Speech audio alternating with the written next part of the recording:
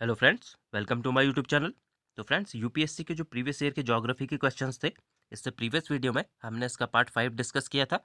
आज इस वीडियो में हम इसका पार्ट 6 डिस्कस करेंगे, जिससे आपको आपके आने वाले जो यूपीएससी के एग्जाम है उसमें काफ़ी हेल्प मिलेगी और आपको यूपीएससी का पैटर्न समझने में भी इसमें काफ़ी मदद मिलेगी।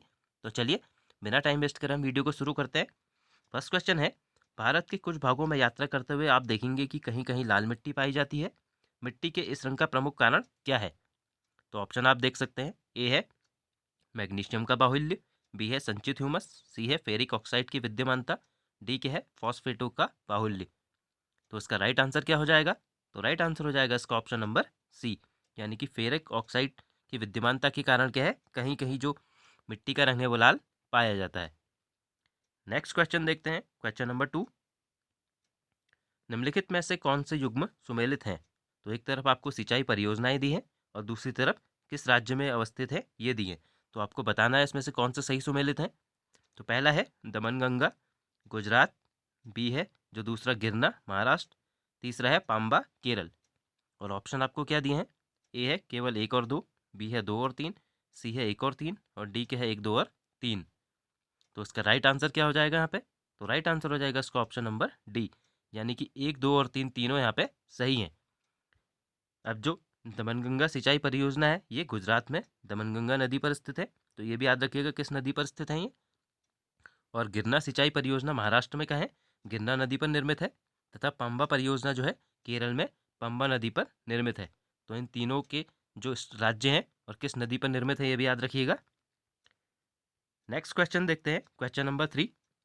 भारत और चीन के अतिरिक्त निम्नलिखित में से कौन से समूह में दिए गए देश म्यांमार के सीमावर्ती हैं? तो ऑप्शन आप देख सकते हैं। ए है बांग्लादेश, थाईलैंड और वियतनाम। बी है कंबोडिया, लाओस और मलेशिया। सी है थाईलैंड, वियतनाम और मलेशिया। डी के है थाईलैंड, लाओस और बांग्लादेश। तो इसका राइट आंसर क्या हो जाएगा यहाँ पे? तो राइट आंसर हो जाएगा इसका ऑप्शन नंबर डी, यानी कि जो भारत और चीन के अलावा म्यांमार से सीमा साझा करने वाले देश हैं वो कौन कौन से हैं? तो थाईलैंड, लाओस और बांग्लादेश वो देश है। और यदि आपसे पूछा जाए कि म्यांमार से सबसे लंबी सीमा साझा करने वाला देश कौन सा है, तो इसका नाम भी याद रखिएगा, यह है चीन। नेक्स्ट क्वेश्चन देखते हैं, क्वेश्चन नंबर 4। निम्न देशों में से कौन सा एक स्थल रुद्ध यानी कि लैंड लॉक्ड है? तो लैंड लॉक्ड हमने पिछले जो इसका वीडियो था उसमें भी डिस्कस किया था कि लैंड लॉक्ड कंट्री उसे कहा जाता है जिसकी सीमा क्या है, किसी समुद्र से नहीं लगती है। तो ऑप्शन आप देख सकते हैं। ए है बोलीविया, बी है पेरू, सी है सूरीनामा और डी क्या है, उरुग्वे। तो इसका राइट आंसर क्या हो जाएगा? तो राइट आंसर हो जाएगा इसका ऑप्शन नंबर ए, यानी कि बोलीविया क्या है, इनमें से एक लैंडलॉक्ड कंट्री है। और बोलीविया क्या है, दक्षिण अमेरिका में स्थित एक देश है। तो ये भी याद रखिएगा कहाँ स्थित है ये, दक्षिणी अमेरिका में। नेक्स्ट क्वेश्चन देखते हैं, क्वेश्चन नंबर 5। निम्नलिखित में से कौन सी झील तंजानिया और युगांडा के बीच अंतर्राष्ट्रीय सीमा बनाती है? तो ऑप्शन आप देख सकते हैं यहाँ पे। ए आपको क्या दिया है, चाड। बी है मलावी, सी है विक्टोरिया और डी क्या है, जाम्बेजी। तो इसका राइट आंसर क्या हो जाएगा? तो राइट आंसर हो जाएगा इसका ऑप्शन नंबर सी, यानी कि जो विक्टोरिया झील है वो तंजानिया और युगांडा के बीच क्या है, अंतर्राष्ट्रीय सीमा बनाती है। अब जो विक्टोरिया झील क्या है, युगांडा और तंजानिया, युगांडा और केनिया तथा केनिया और तंजानिया के बीच अंतर्राष्ट्रीय सीमा बनाती है। तो इनको भी याद रखिएगा कि किस किस के बीच ये बनाती है। और जो विक्टोरिया झील है ये क्या है, अफ्रीकी महाद्वीप की सबसे बड़ी झील भी है। तो ये भी याद रखिएगा। नेक्स्ट क्वेश्चन देखते हैं, क्वेश्चन नंबर 6। नंदा देवी चोटी, तो आपको बताना है कि ये किस भाग में स्थित है। ए है असम हिमालय के भाग में, बी है गढ़वाल हिमालय का भाग है, सी है नेपाल हिमालय का भाग है और डी क्या है, पंजाब हिमालय का भाग है। तो इसका राइट आंसर क्या हो जाएगा? तो राइट आंसर हो जाएगा इसका ऑप्शन नंबर बी, यानी कि जो नंदा देवी चोटी है ये क्या है, गढ़वाल हिमालय का भाग है। और जो नंदा देवी चोटी है ये क्या है, भारत की चौथी सर्वोच्च चोटी है। और इसकी ऊंचाई कितनी है, तो ये भी याद रखिएगा, 7,816 क्या है इसकी ऊंचाई है। नेक्स्ट क्वेश्चन देखते हैं, क्वेश्चन नंबर 7। निम्नलिखित युग्मों में से कौन सा एक सही सुमेलित नहीं है? तो यहाँ पे सही सुमेलित नहीं है पूछा है। तो एक तरफ आपको क्या है, नगर दिए हैं और दूसरी तरफ ये किस नदी के किनारे स्थित है ये दिए हैं। तो पहला आप देख सकते हैं बर्लिन, राइन नदी के किनारे। दूसरा है लंदन, टेम्स के किनारे। तीसरा है न्यूयॉर्क, हडसन के किनारे और चौथा है वियना, डैन्यूब के किनारे। तो इसका राइट आंसर क्या हो जाएगा? तो राइट आंसर हो जाएगा इसका ऑप्शन नंबर ए, यानी कि बर्लिन जो है राइन नदी के किनारे स्थित है, ये गलत है। और बाकी ये 3 याद रखिएगा, लंदन टेम्स नदी के किनारे स्थित है, न्यूयॉर्क हडसन नदी के किनारे स्थित है, और वियना क्या है?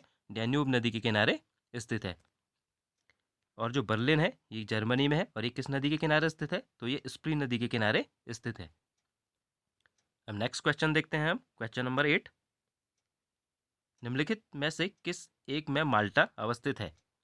तो ऑप्शन आप देख सकते हैं, ए है बाल्टिक सागर में, बी है भूमध्य सागर में, सी है काला सागर में, डी क्या है? उत्तरी सागर में।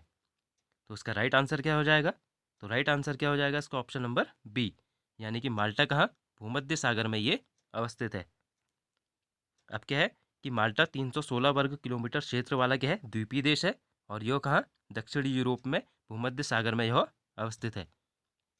अब नेक्स्ट क्वेश्चन देखते हैं, क्वेश्चन नंबर 9। निम्नलिखित समूह में से किस एक के देशों में से भूमध्य रेखा गुजरती है?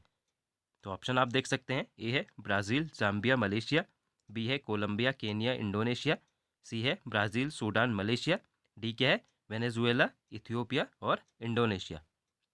तो इसका राइट आंसर क्या हो जाएगा?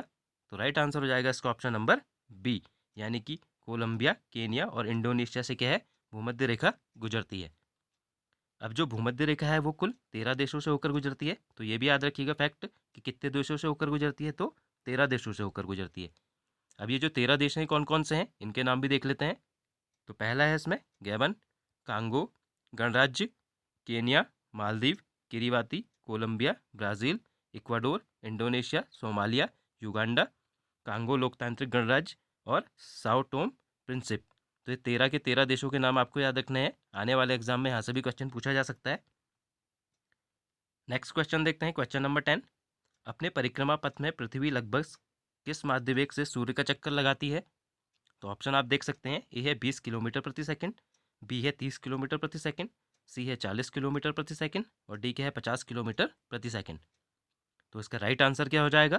तो राइट आंसर हो जाएगा इसका ऑप्शन नंबर बी, यानी कि क्या है? अपने परिक्रमा पथ में जो पृथ्वी है 30 किलोमीटर प्रति सेकंड के वेग से क्या है? सूर्य का चक्कर लगाती है। और ये जो चक्कर लगाती है 29.8 किलोमीटर प्रति सेकंड के वेग से लगाती है, तो इसे यहाँ पर ऑप्शन में क्या है? 30 जो किलोमीटर प्रति सेकंड है इसके नज़दीक है। तो राइट आंसर क्या हो जाएगा? Option number B. तो फ्रेंड्स, आज हमने जो यूपीएससी के प्रीवियस ईयर के ज्योग्राफी के क्वेश्चंस थे उनको डिस्कस किया। मिलते हैं हम नेक्स्ट वीडियो में। Thank you friends.